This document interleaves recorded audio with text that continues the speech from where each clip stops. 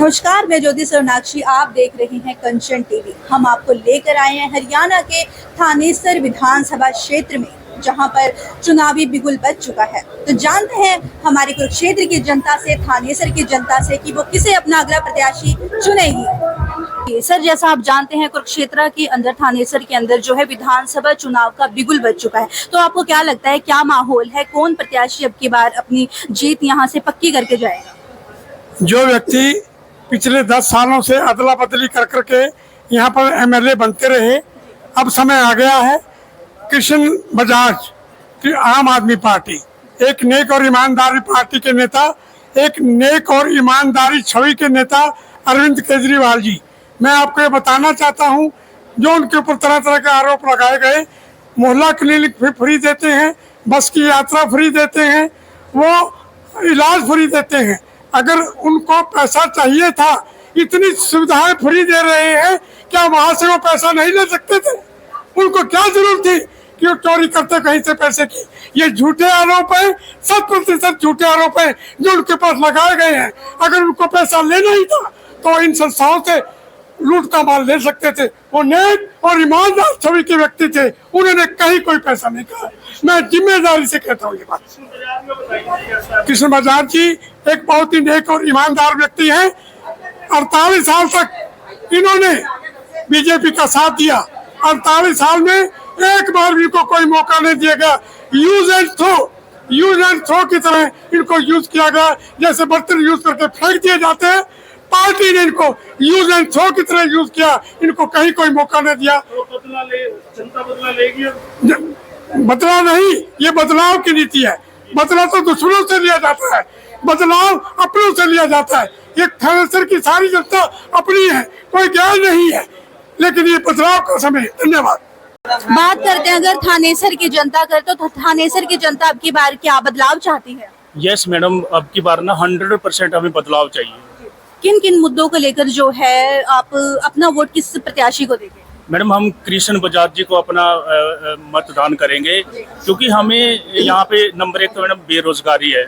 हमारे जो बच्चे हैं, पढ़े लिखे बच्चे बाहर जा रहे हैं मैडम, विदेशों में जा रहे हैं, यहाँ पे रोजगार नहीं है। इस वजह से हमारे बच्चे पलायन कर रहे हैं मैडम। जो मेन करीम है, पढ़ी लिखी है, सारे विदेश जा रहे हैं। तो जो पिछली सरकार की नीतियां थी, तो उनसे आप नाखुश थे, तो आपको क्या लगता है कि जो कृष्ण बजाज जी हैं वो आपकी मतलब उम्मीदों पे खरे उतर पाएंगे? यस मैडम, कृष्ण बजाज जी तो मैडम 45 सालों से सेवा कर रहे हैं, और इन्होंने बिना पावर में होते हुए भी बहुत बच्चों को रोजगार भी दिया है। और इन्होंने पूरे शहर में मैम कोई व्यक्ति ऐसा नहीं है जो ये कहते भी कृष्ण बजाज ने मेरा काम नहीं करवाया। और हमारे मैडम कॉलोनियाँ जो कई कब्जे होते थे, यानी प्रभावशाली लोग, उनसे छुड़वाई है मैडम, कब्जों से छुड़वाई कृष्ण बजाज साहब ने। तो इनका बहुत बढ़िया वो है, इस बार ये हजारों वोटों से विनर होंगे। कुरुक्षेत्र की बात ना करते हुए अगर हम बात अपने हरियाणा की कहें, तो क्या लगता है कि पिछली सरकार जो है, चाहे महिलाएं हो, किसान हो या हमारे आम युवा हो, उनकी जो है उनके उम्मीदों पर खरा नहीं उतर पाई। तो आपको क्या लगता है कि जो आम आदमी पार्टी के हमारे प्रत्याशी हैं कृष्ण बजाज जी, तो क्या वो हमारी उम्मीदों पर खरे उतर पाएंगे? देखिए, पिछली सरकार ने जो काम करा उसका फैसला तो हरियाणा प्रदेश की जनता करेगी। और स्थानीय मुद्दों पर मैं बताऊं, कृष्ण बजाज जी हैं पिछले 47 वर्षों से कुरुक्षेत्र की राजनीति में बहुत एक्टिव हैं। भारतीय जनता पार्टी की उन्होंने 47 साल सेवा करी।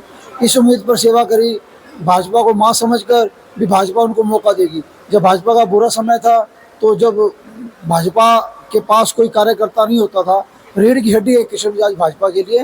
मतलब कि भाजपा थी तो कृष्ण बजाज थे, कृष्ण बजाज था तो भाजपा थी, दोनों एक दूसरे के पूरक थे। भाजपा को जिंदा रखने वाले कृष्ण बजाज ने पार्टी को अपनी माँ की तरह पूजा और कभी भी पार्टी के खिलाफ नहीं गए। पार्टी ने कोई भी किसी भी प्रकार का संघर्ष, किसी भी प्रकार का आंदोलन हो, उन्होंने बढ़ चढ़ कर भाग लिया। अयोध्या मंदिर का जब मुद्दा था, तो राम मंदिर के आंदोलन में वो यहाँ से भारी संख्या में मित्रों को लेकर गए, और वहाँ पर जब पुलिस द्वारा उन पर लाठीचार्ज किया गया, उनके शरीर में काफ़ी चोटें आई। 2 दिन के बाद जब उनको होश आया, तो उनके शरीर के जख्मों के ऊपर ना गांव के लोगों ने घर की निकाली देसी दारू लगा रखी थी। तो उन्होंने पूछा, भाई मैं तो इन चीज़ों को परहेज नहीं करते, क्या करा आप लोगों ने? तो वो कहने लगे, भाई यहाँ कर्फ्यू लग गया था, हालात ख़राब थे, हमारे पास आपके शरीर के जख्मों को कवर करने के लिए सिपरेट नहीं थी, तो किसी प्रकार का इन्फेक्शन हो, इसके लिए उन्होंने कहता हमने घर की निकाली देसी दारू आपके जख्मों पर लगा दी। थानेसर की अगर बात करें तो क्या लगता है आपको, किस तरह के बदलाव आएंगे अगर जो है कृष्ण बजाज जी सत्ता में आते हैं? कृष्ण बजाज जी अगर सत्ता में आते हैं तो आपने देखा कि अपने संबोधन में वो सभी को कहते हैं कि अगर मुझे इतने साल मौका मिला होता, जैसे यहाँ पे लोग 4-4 बार विधायक रह चुके हैं, तीसरा चुनाव लड़ रहे हैं, तो कहते मुझे कभी वोट मांगने की जरूरत ना पड़ती, मैं इतना काम करता, थनेसर की जनता के लिए इतना काम करता। अब बिना विधायक होते हुए, बिना पावर में होते हुए उन्होंने लोगों का इतना काम करा है। आज उनके पास ये चारों तरफ जो हजूम दिखाई दे रहा है ना आपको, वो सिर्फ कृष्ण बजाज जी की कामों का हजूम है। उनके काम ही बोल रहे हैं, लोग उनके साथ खड़े हैं, किसी प्रकार का वो प्रलोभन नहीं दे रहे, किसी प्रकार को लोग उनके साथ खड़े हैं, तन मन धन से खड़े हैं। स्त्रियों की अगर बात करें तो वो कहीं ना कहीं असुरक्षित महसूस करती है, तो आपको क्या लगता है कि आम आदमी पार्टी जो है स्त्रियों को वो सुरक्षा दे पाएंगी जो स्त्रियां चाहती हैं?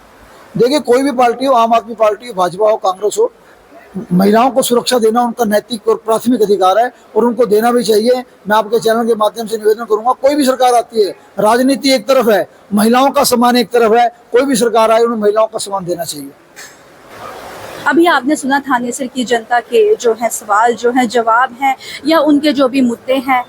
तो लगातार खबरों के लिए देखते रहिए कंचन टीवी। मैं ज्योति सोनाक्षी आपसे विदा लेती हूँ, तब तक के लिए नमस्कार।